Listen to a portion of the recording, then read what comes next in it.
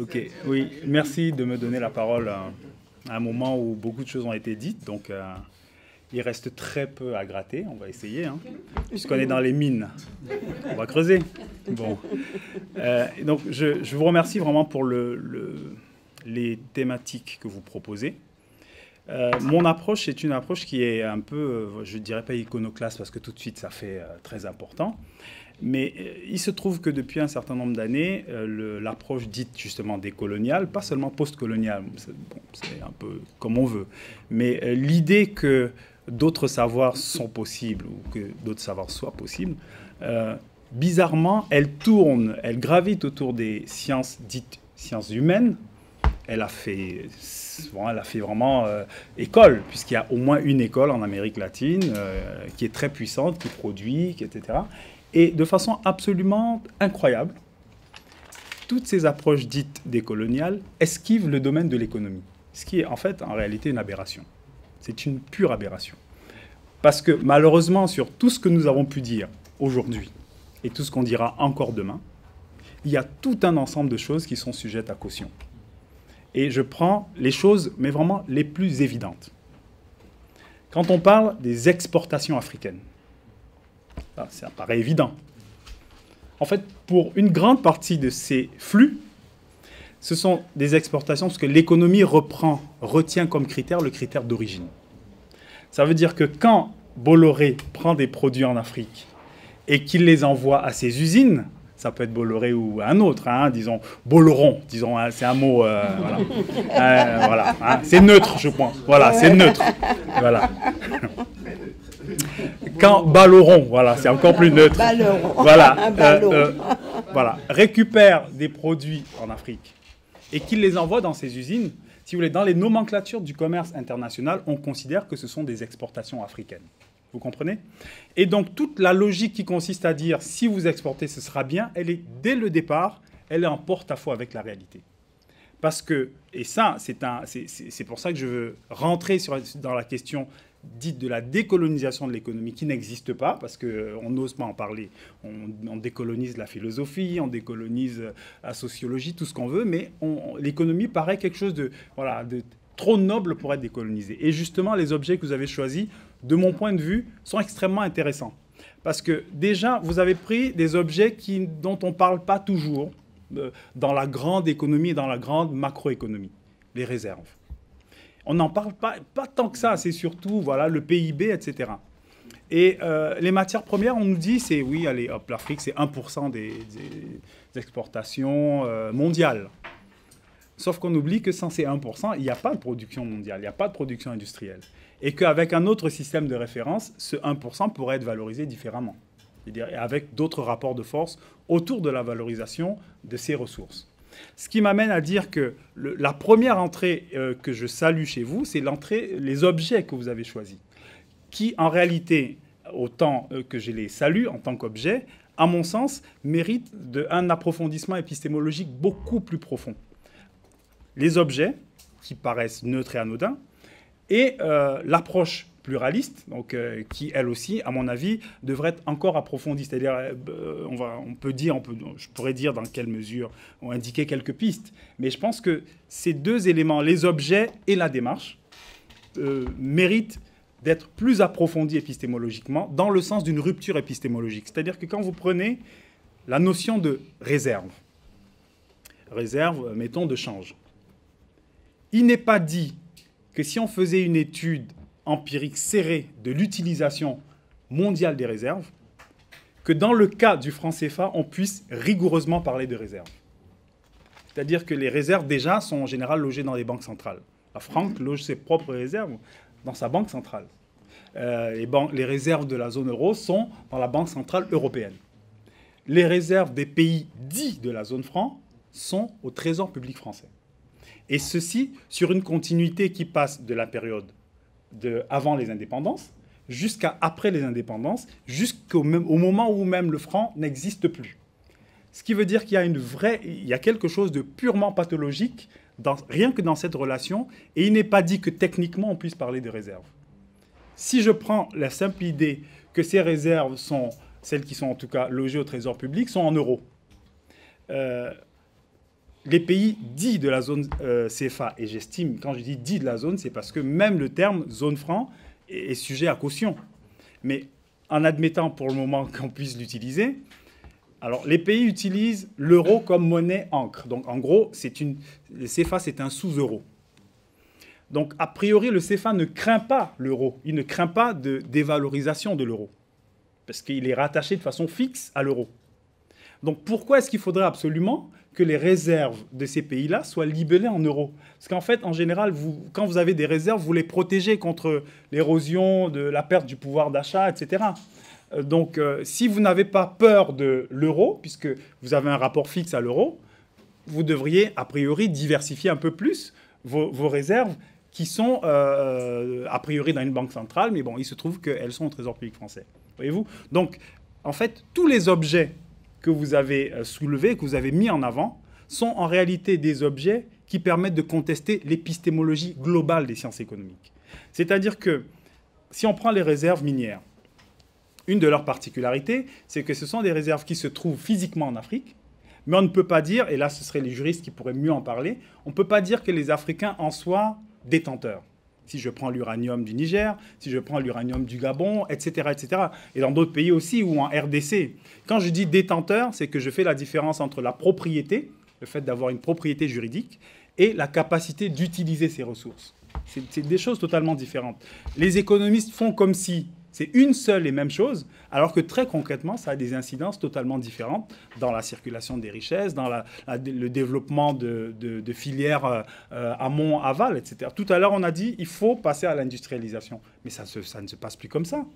On ne peut pas passer du jour au lendemain à un système rentier de production de matières premières ou d'exportation de matières premières à un système où on a industrialisé l'économie. D'ailleurs, l'industrialisation du 19e siècle n'a pas été celle du 20e siècle du Japon et celle du 21e siècle ne peut pas être celle du 19e siècle. Donc les plans d'industrialisation, au sens où on les a souvent entendus, sont aujourd'hui totalement impossibles et ils seraient même inefficaces. Dans le sens où, aujourd'hui, l'outil de production mondiale suffit à produire pour tout le monde, si on prend que l'industrie à proprement parler. Donc ça veut dire qu'il y a vraiment un problème de logiciel, d'intelligence économique à inventer sur même de nouveaux objets, sur l'environnement, sur l'air, sur énormément d'autres choses. Donc mon premier point, c'est de dire que votre angle d'attaque, à mon avis, incite à travailler vraiment à une décolonisation de l'épistémologie économique. Quand on parle de ressources, les ressources ne sont pas des richesses, par exemple. Ça, c'est une confusion permanente qu'on trouve dans les débats sur le développement. Vous n'êtes pas tombé, évidemment, dans cet aspect-là. Mais il y a aussi un autre aspect qui dans cette dimension décoloniale, bien évidemment, on est dans un environnement que j'appellerais d'eurocentrisme avec S, parce qu'en réalité, le discours économique entre guillemets originel, qu'on le prenne chez les Grecs ou plutôt ou chez Keynes ou chez Adam Smith, c'est un discours qui parle de la réalité européenne. Qui parle de la réalité européenne. Et à ce titre-là, il a énormément de points aveugles. Pourquoi est-ce qu'on ne parle pas de souveraineté? Parce qu'en général, ceux qui ont parlé d'économie, eux-mêmes, ils étaient dans des pays souverains. Donc pour eux, disposer de ces ressources rares, c'est quelque chose de naturel. Alors que pour les Africains, ce n'est absolument pas naturel de disposer de ces ressources rares, puisqu'elles sont exploitées déjà depuis la période coloniale. Et que s'il y a bien des choses qui sont restées relativement inchangées, comme dit Kako, on reste autour du noyau dur de l'Akatos, eh bien, c'est aussi l'utilisation des ressources dites rares et dites stratégiques. Voyez ? Donc, en réalité, le raisonnement économique est complètement chamboulé. Et si on réapplique les objets habituels, les logiques habituelles, on n'y arrive absolument pas. Donc je pense que les éléments que vous avez mis en avant nous permettent à la fois de lire l'eurocentrisme et les eurocentrismes à l'œuvre en économie. Je mets les eurocentrismes parce qu'il y a une dynamique eurocentrique. Au début, c'était surtout les sciences humaines, mais c'est allé aussi aux sciences sociales, c'est allé en économie. Et on voit qu'en réalité, beaucoup d'autres sciences humaines reprennent le discours économique, en fait. Réutilisent, même ceux qui ont été les plus critiques. Hein. Quand vous voyez Bourdieu, il est très critique, mais en fait, il reprend la notion d'offre, de demande, de capital culturel, etc., qui, en fait, a un arrière-plan économique. Et donc on revient sur une forme d'eurocentrisme. Donc je pense, En dessous de la question purement épistémologique, où on retrouve toute cette dimension universaliste, etc., à laquelle on pourrait proposer des dimensions plus pluriverselles. Hein. Les Amérindiens ont la notion de buen vivir, qu'ils articulent différemment. D'autres peuples ont d'autres conceptions du monde et d'autres rapports au monde. Où en Afrique australe, on va parler d'Ubuntu, on dira, voilà, la richesse, finalement, c'est la relation à l'autre. Et l'être humain existe en tant que lui-même, mais en tant qu'existant avec les autres. Je ne sais pas comment vous mettez de l'individualisme méthodologique avec ça, par exemple. Je ne sais pas comment vous mettez aussi de l'individualisme méthodologique, puisque c'est comme ça que fonctionnent les sciences sociales, avec l'idée qu'on a des pays qui sont rentrés dans une relation avec la France ou avec les pays européens, qui n'était pas une relation de plein gré. On peut dire ce qu'on veut, on peut même invoquer la Chine. Bon, la Chine n'a envahi personne, je veux dire. Donc, à partir du moment où ce n'est pas une relation de plein gré, on ne peut pas avoir la notion de l'individu qui optimise. Parce que l'individu qui optimise, il optimise d'abord comme être humain libre. Pourquoi Keynes refusait la notion de marché du travail, disait-il? Parce qu'il disait, les gens qui sont sur les marchés, ils n'ont pas la même force, il y a une asymétrie. Donc pour lui, il n'y avait pas de marché du travail. C'est bien parce que le logiciel philosophique du 18e, 19e veut voir des acteurs d'abord libres. Pour faire des choix et optimiser, il faut être libre.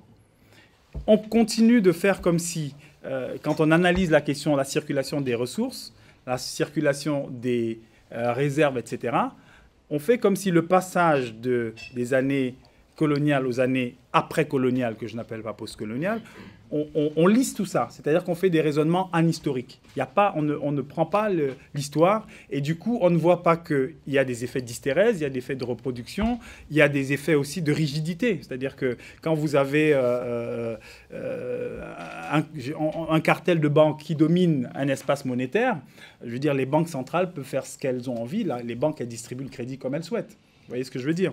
Donc ces éléments, à mon sens, doivent passer de vraiment un vrai questionnement épistémologique vers un approfondissement aussi des concepts. Par exemple, la notion de prédation. Elle a pour elle, à mon avis, contre elle, le fait qu'elle est assez mobilisable d'un point de vue journalistique et qu'un certain journalisme ne plaît pas à la science et est considéré d'ailleurs pour certains comme un vrai obstacle épistémologique. Ce n'est pas complètement faux, mais il existe aussi des fondements économiques pour aborder les questions de prédation et pour aborder les questions de captation. Si vous voulez, Thorstein Veblen, il parlait déjà de la prédation. Et dire dans quel cas on peut parler de prédation lorsque ce sont les comportements de chasse, les comportements de captation prennent le pas sur les comportements consentis, sur les comportements contractuels. Donc il y a une économie de la prédation. On peut parler des prix prédateurs. Quelqu'un comme Jean Tirole a parlé des prix prédateurs quand une entreprise fixe des prix, par exemple, non pas en fonction de ses coûts, etc., mais pour expulser les autres du marché. D'accord ? Même en matière financière et bancaire, les logiques de prédation et de captation existent. Donc je pense que là aussi, il y a matière à approfondissement conceptuel pour qu'on puisse aller vers, justement, quelque chose de plus vaste. C'est-à-dire que les sciences économiques ne restent pas dans la dimension européenne ou occidentale, dans les concepts, en disant juste on va peut-être adapter de temps en temps pour voir comment ça se passe ailleurs. Ce n'est pas, tout simplement pas possible. Et cette dimension renvoie à ce qu'on appelle aujourd'hui un épistémicide, c'est-à-dire la mort des savoirs qui ne sont pas des savoirs européens. Or, dans le monde entier, il y a une production de savoir en matière d'économie aussi. Hein. On parle des monnaies de compte, par exemple. Comme chacun le sait, en Égypte antique, il y a une monnaie qui sert à la fois de moyen de paiement, mais qui sert aussi d'unité de compte. Pour Keynes, d'ailleurs, l'unité de compte, c'était la force même de la monnaie. C'était le plus important. Ils appelaient ça le chat. Ça pouvait servir pour les échanges, mais ça pouvait ne pas servir pour les échanges et ne servir que pour compter. Ça existait déjà à la période antique. Donc, l'existence de cet espace épistémologique non suffisamment questionné, non suffisamment critiqué, à mon sens, produit une mort des savoirs qui détruit à terme aussi la vitalité même des savoirs universels ou pluriversels, comme on veut. pour ça que je suis d'accord avec cette approche voilà, qui recherche un certain pluriel, un certain pluralisme à partir de l'ensemble des expériences qui existent. Aujourd'hui, on a beaucoup d'expériences dans le domaine de la monnaie, enfin, en Suisse, etc. Il y a énormément d'initiatives. Et c'est vrai que c'est important de les investir pour comprendre les différentes échelles, les échelles locales, les différentes significations. Je pense que c'est absolument important. Il y a quelques autres concepts, je vais les citer, je ne vais pas approfondir. Le concept d'extractivisme, à mon avis, mérite une meilleure place en économie. Le concept de souveraineté, je le disais tout à l'heure, c'est un point aveugle parce que ceux qui en parlaient, ils parlaient à partir de positions... Eux-mêmes, ils étaient souverains dans leur pays. Donc, ils ne pouvaient pas comprendre et, je veux dire, intellectuellement intégrer ce que ça veut dire en termes de circulation des ressources, en termes de création de richesses. Qu'est-ce que ça veut dire que de ne pas être en situation de souveraineté? Donc là aussi, à mon avis, il y a matière à creuser. La notion de ressources elle-même, hein, la différencier, ressources, richesses, réserves, je crois qu'il y a matière à travailler ces notions-là. Et je pense qu'on pourra, vous arriverez certainement à produire quelque chose qui sera déjà ce que vous avez fait très bien, mais qui sera encore mieux et surtout qui va ouvrir des pistes. Surtout en termes de pluralisme, même pluralisme scientifique. Bien sûr, si on était dans un autre contexte, on dirait qu'on peut aussi faire un travail quasiment de traduction interculturelle et de dire quelle peut être la conception de l'économie chez les EV et comment cette conception de l'économie peut se traduire, que ce soit dans des outils d'aujourd'hui ou alors dans des outils à créer. On est frappé quand on lit les cosmogonies, par exemple, que celle de notre maître ou mon maître Ogotemeli. On voit que la nature est considérée comme quelque chose qui est genré, n'est-ce pas, madame? Non, mais pour de vrai. C'est-à-dire qu'on trouve... si vous trouvez chez Ogotemeli, on trouve... C'est-à-dire les objets ont un genre, vous voyez?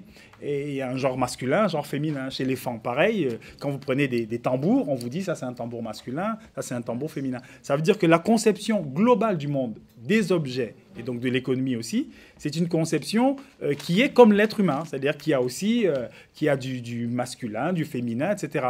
Et on retrouve de la fécondité quand on retrouve aussi les mêmes logiques de fécondité humaine, on les retrouve dans les objets. Et c'est de cette façon-là aussi qu'on peut imaginer, on peut avoir d'autres imaginaires de l'économie. Donc je m'arrête là et je vous remercie pour votre attention.